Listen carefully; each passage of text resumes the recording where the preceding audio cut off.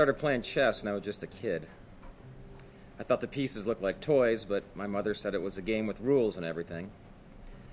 Until that point, the only games I had played had color-coded decks of cards or slides that told a player what to do after spinning a numbered spinner or rolling a dice. Now all of a sudden I was a 5-year-old kid with 64 squares and no words, no cards. Just a bunch of pieces that had an intrinsic value and descriptive motions. This wasn't chutes and ladders. I didn't really start playing chess until after college. I mean, sure, I'd played the game. My older brothers, bless them, weren't so keen on having their considerably younger brother beat them at a board game. So we'd go for an hour or two, and then I'd start regretting that I'd ever broached the subject and sneak off to my television or to just sneak a peek at my mother's Cosmos. In the mid-90s, I realized that chess itself was similar to the pieces on the board. Had a inherent value similar to one's own intelligence. You know, it's one of the only games that strengthens your brain. Every time you play a game of chess, you develop new neural patterns. And pretty soon I realized that you could actually judge a person based on how well they played chess. I learned this when I played a 12-year-old and he beat me, and he made me feel like an idiot. Then I realized I was an idiot, so I decided to study the game. After I graduated college, I started hanging at the coffee shops. This one coffee shop had a core group of players. Not many, like 5 or 6. But when it's 3 a.m. and you're hopped up on cigarettes and caffeine, you get yourself into just about anything.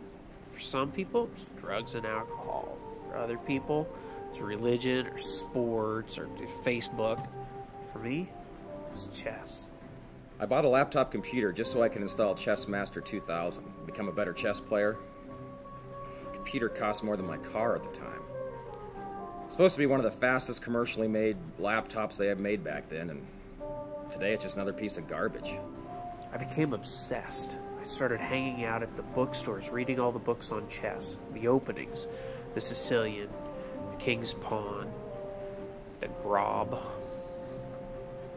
Then I got a copy of Modern Chess Openings, this phone book-sized monster. I was in heaven. My girlfriend left me after I bought the laptop.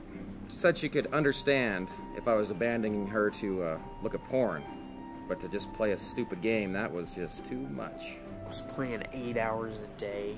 I mean, it was cheaper than heroin, sure, but equally damaging to your relationships. Then one day it happened. I wasn't getting any better.